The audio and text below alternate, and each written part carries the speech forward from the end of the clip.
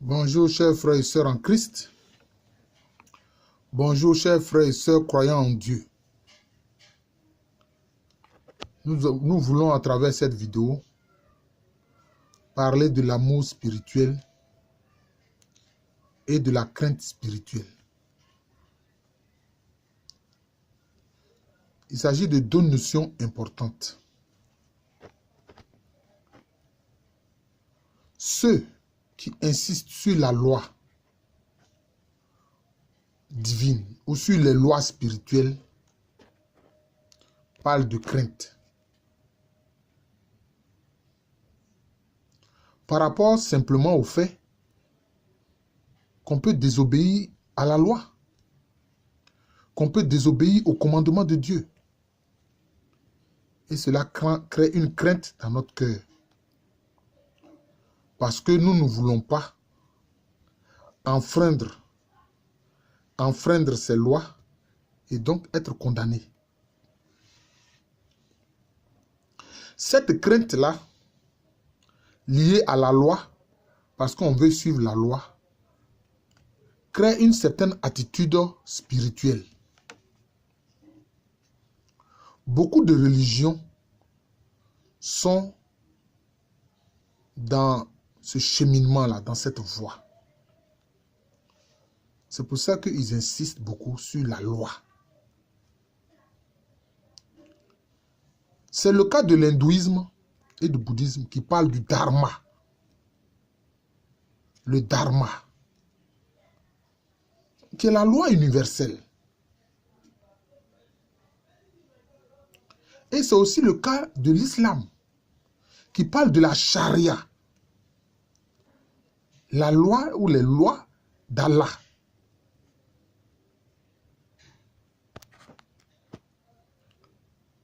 C'est le cas du judaïsme, qui parle aussi de la Torah, des lois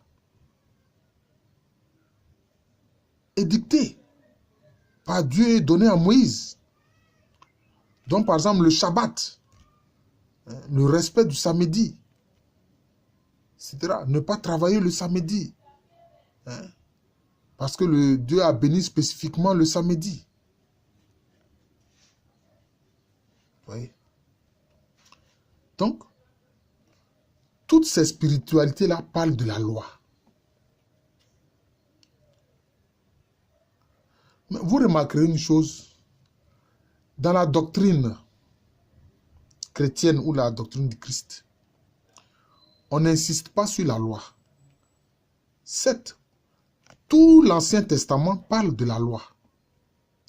Parce que l'Ancien Testament est intimement et intrinsèquement lié au judaïsme. Mais vous remarquerez que dans le Nouveau Testament, avec le Christ, avec les évangiles, on insiste sur l'amour divin, l'amour agapé.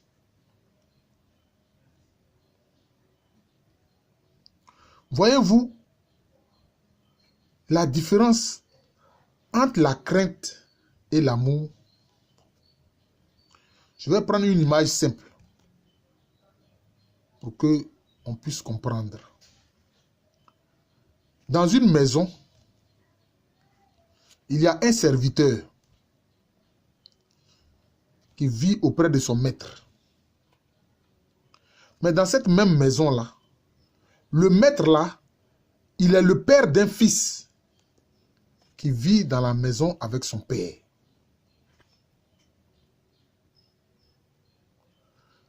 Quand le maître donne des ordres au serviteur,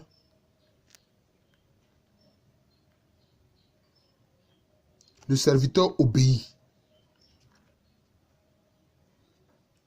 Mais il obéit pourquoi? Par crainte de réprimande. Parce qu'il sait que s'il n'obéit pas, s'il ne se soumet pas, il va avoir des conséquences. Il va être sévèrement sanctionné. Donc il se soumet au commandement de son maître. Mais dans la même maison, il y a le fils. Pour lui, il obéit à son père. Parce qu'il y a une différence entre la soumission et l'obéissance. La soumission implique disons une contrainte. On se soumet parce qu'on ne peut pas faire autrement. Alors que dans l'obéissance, on est d'accord pour mettre en œuvre les ordres qui nous sont donnés. Donc, il y a un aspect participatif concernant l'obéissance.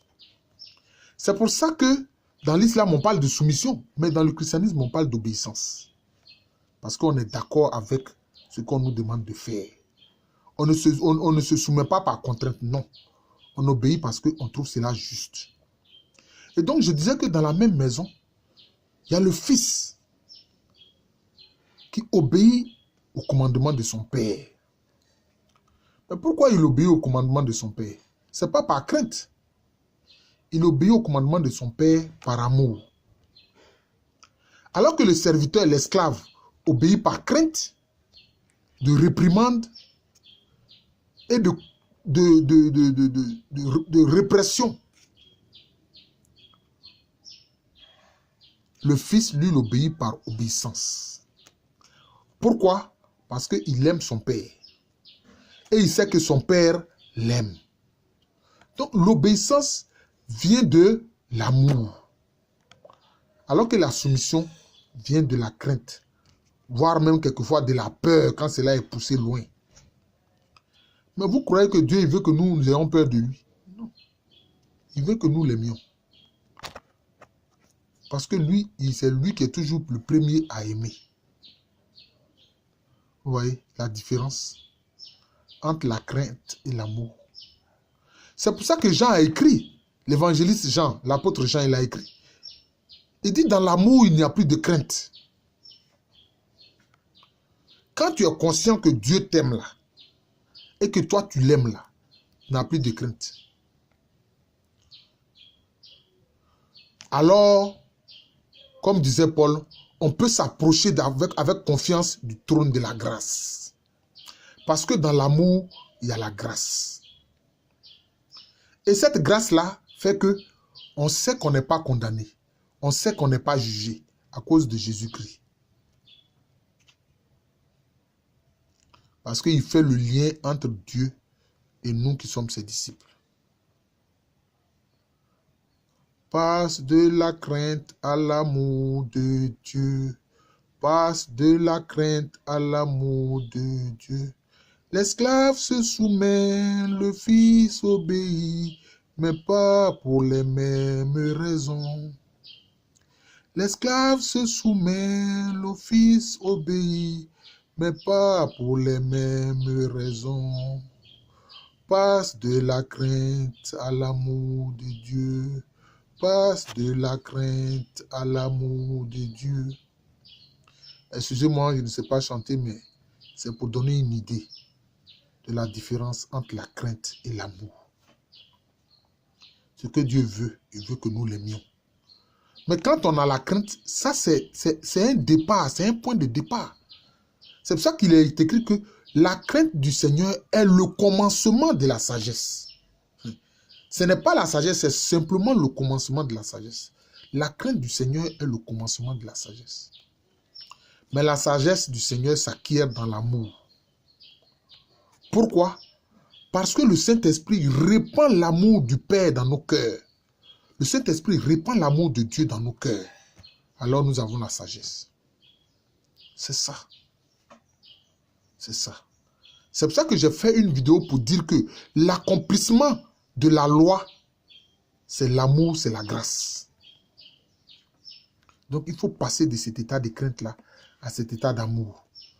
Alors on est obéissant, on est participant à l'application des commandements du Seigneur.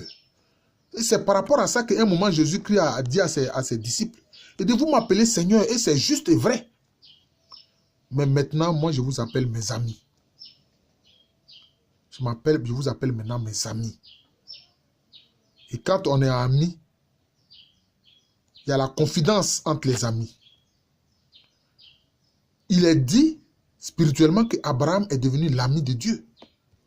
C'est pour ça que Dieu disait, est-ce que je cacherai mes projets à mon ami Abraham? Non. Je révèle mes projets à mon ami Abraham. Vous voyez? C'est lié à l'amour. Vous qui pratiquez les religions qui insistez sur la loi et donc sur la crainte, il faut aller plus loin que cela. C'est une étape. Elle est aussi importante. Elle n'est pas à négliger. Mais il faut aller vers l'aboutissement qui est l'amour. C'est ce que je voudrais dire. Je vous salue humblement, respectueusement. Mon nom spirituel, c'est Jean de l'amour de Jésus. À l'état civil, je suis le professeur Alou Kwame René. Souvent, mon épouse dit, mais à l'état civil, tu es simplement Alou Kwame René. Pourquoi est-ce que tu ajoutes professeur? Je dis, mais quand on a le titre de professeur, ben, ça colle à notre nom. Voilà, c'est comme quand quelqu'un est président, même s'il n'exerce plus la fonction de président, on l'appelle toujours président. Voilà. Même quand je serai à la retraite, je suis toujours le professeur Alou Kwame René. Merci encore et bonne journée à tous.